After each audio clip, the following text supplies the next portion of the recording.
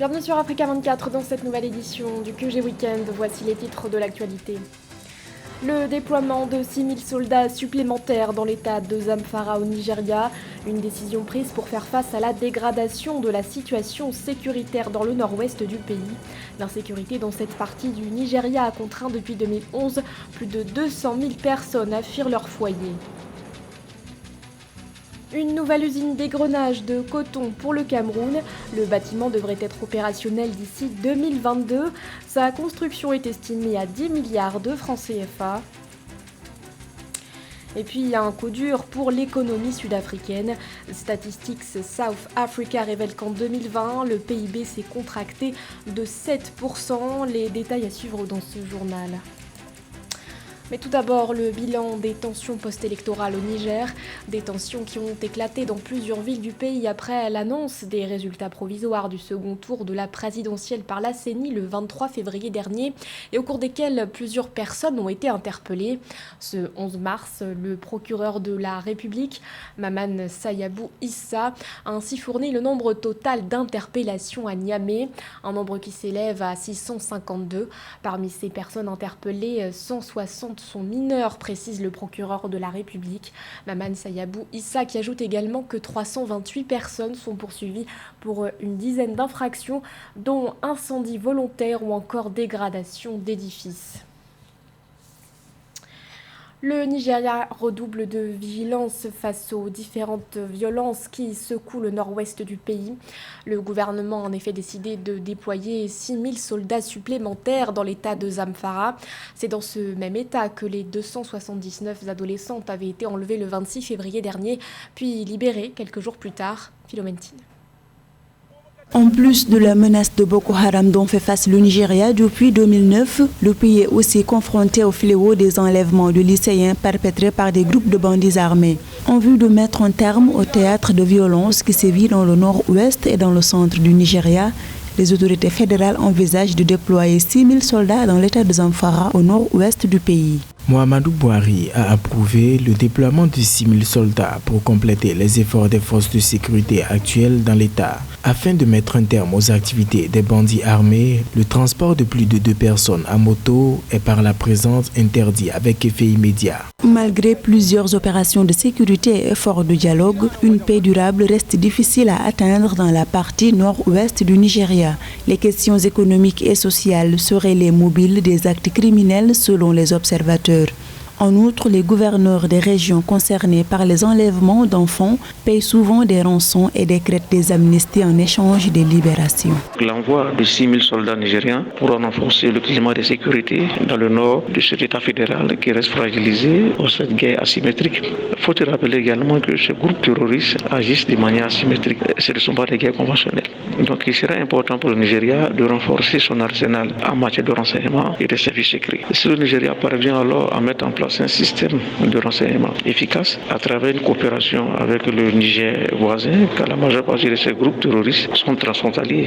Donc le Nigeria pourra alors endiguer ce phénomène. Un rapport du groupe International Crisis Group révèle un bilan lourd de plus de 8000 morts depuis 2011 et de plus de 200 000 personnes ayant fui leur domicile à cause des violences au Nigeria. Le Nigeria qui devrait parallèlement enregistrer une hausse de ses importations de blé durant la campagne agricole 2020-2021.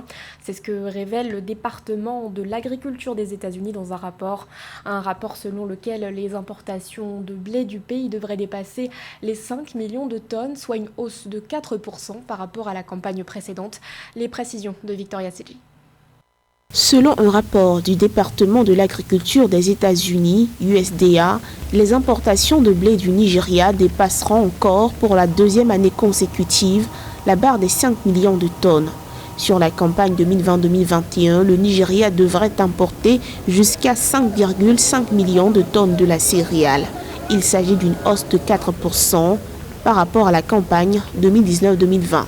C'est quand même énorme comme importation et surtout on a là une dépendance alimentaire, donc un pays qui dépend d'autres pays et sur le plan géopolitique, c'est pas très intéressant. premier importateur de blé en Afrique subsaharienne et quatrième du continent, l'Afrique du Nord y compris, le Nigeria fait surtout face à une pluviométrie irrégulière et doit sans cesse recourir à l'irrigation. De plus, la concurrence d'autres cultures favorise une régression de la production de blé. En 2018, les autorités ont déclaré être en train de travailler sur de nouvelles stratégies visant le développement de plantations de nouvelles variétés de blé plus adaptées au climat. Celles-ci devraient aider le Nigeria à réduire de 60% ses importations d'ici 2025. Il faut noter d'entrée de jeu que le président Buhari avait lancé en 2019 un vaste programme agricole donnant la priorité à la production alimentaire et agricole dans le but de stimuler les productions locales. Donc, des mesures rigoureuses avaient été prises en ce sens avec la fermeture des frontières terrestres à la circulation de certains produits. Il faut aussi dire que des zones favorables à la culture du blé sont sujettes à une instabilité sécuritaire chronique, ce qui réduit également considérablement les superficies à enlaver.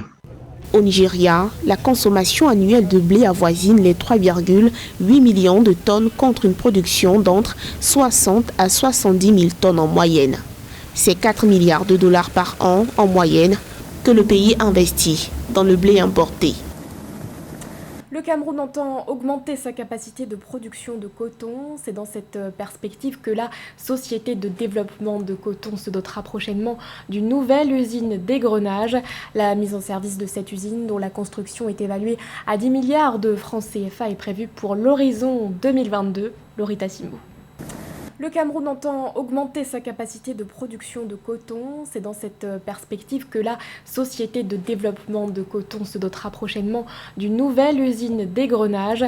La mise en service de cette usine, dont la construction est évaluée à 10 milliards de francs CFA, est prévue pour l'horizon 2022. Lorita Simbo.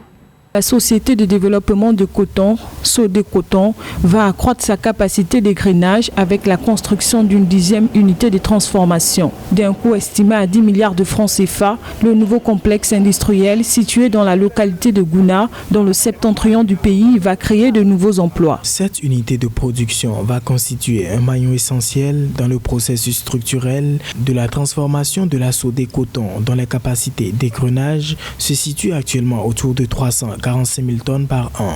La mise en place de cette nouvelle usine rentre dans le cadre du plan de redressement de l'entreprise qui comprend notamment un objectif de production de 400 000 tonnes de coton graine à l'horizon 2025 contre moins de 350 000 tonnes actuellement. Selon le ministère de l'Agriculture et du Développement durable, l'usine de Gouna occupera un espace de près de 20 hectares et comprendra des logements, des magasins, des bureaux administratifs, des cases de passage et une station de pompage entre autres. L'infrastructure aura une capacité de production de 45 000 tonnes par campagne, ce qui portera à près de 365 000 tonnes la capacité totale de production de la Sodécoton. Vous savez que la Société de développement du coton est la seule unité agro-industrielle qui structure la vie. Je dis la vie au quotidien d'à peu près 4 à 5 millions de personnes. Quand vous partez de la Demawa, pour ceux qui connaissent bien le Cameroun, tout le septentrion. Donc, le principal avantage sera quoi? Ça va augmenter le niveau des importations du Cameroun. Plus le Cameroun importe, plus le Cameroun renfloue son compte de réserve extérieure en devises. Donc, de ce point de vue, retenez que pour l'économie camerounaise,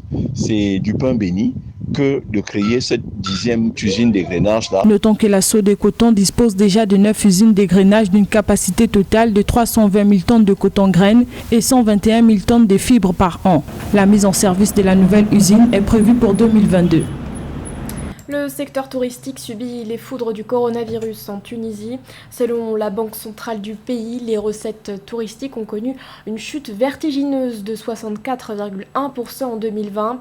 Un coup dur pour l'industrie touristique qui représente environ 13,8% du PIB. Les détails avec Philomentine.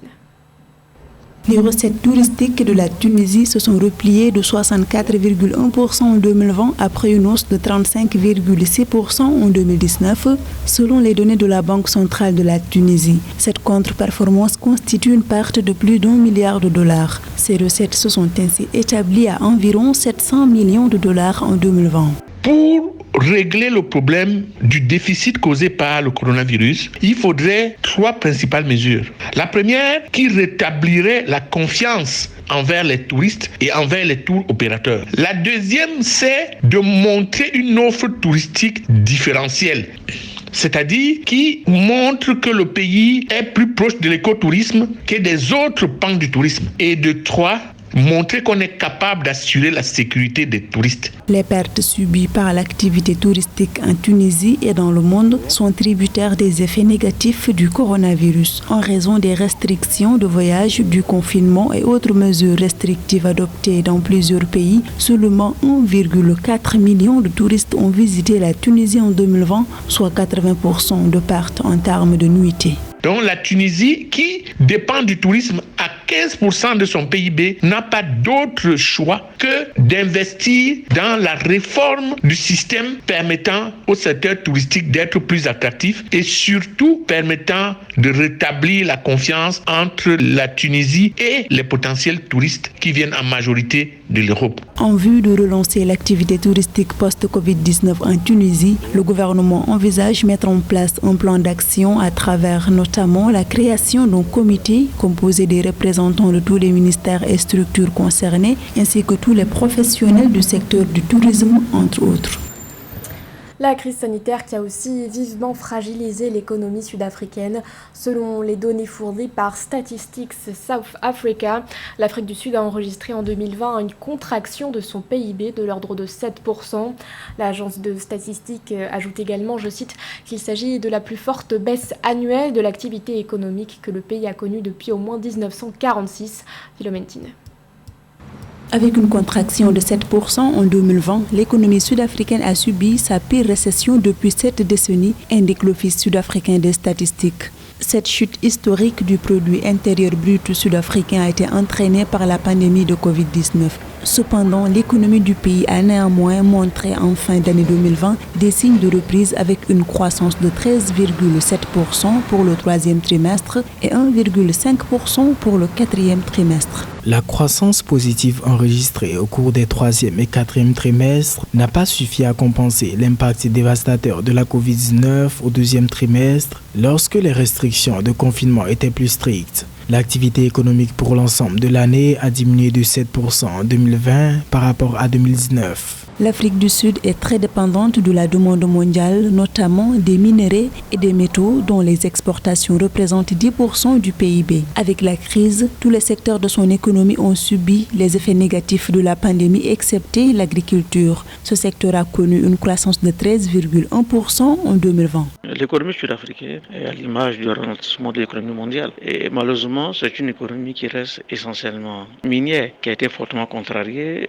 par la baisse du cours de l'once d'or. Donc si l'Afrique du Sud veut véritablement relancer son économie, il est donc important qu'elle procède alors d'abord à une rationalisation de ses dépenses publiques. Il faut revoir le train de vie et également de la nation arc-en-ciel. Il faut engager des réflexions stratégiques dans le cadre de la gouvernance économique à travers la lutte contre la corruption. L'Afrique du Sud est la nation la plus touchée en Afrique par le coronavirus. À cet effet, l'économie de ce pays, première puissance industrielle du continent, traverse décidément une mauvaise passe avec la crise économique. L'actualité, c'est aussi la victoire de Nesrine Willy aux 500 mètres juniors des championnats d'Afrique de cyclisme sur piste organisés au Caire. L'Algérienne a remporté la médaille d'or sur cette distance en 41 secondes. Elle est suivie de l'Égyptienne Habiba Idriss qui se hisse à la deuxième place du podium avec 42 secondes et de la Sud-Africaine Mackenzie Pedro qui décroche la troisième place avec 43 secondes. Nesrine Willy n'en est pas à sa première médaille. Elle a déjà décroché 2 médailles de bronze lors des championnats d'Afrique sur route. Ce journal a été réalisé par l'ensemble de la rédaction. Merci de votre fidélité. L'actualité continue sur Africa 24.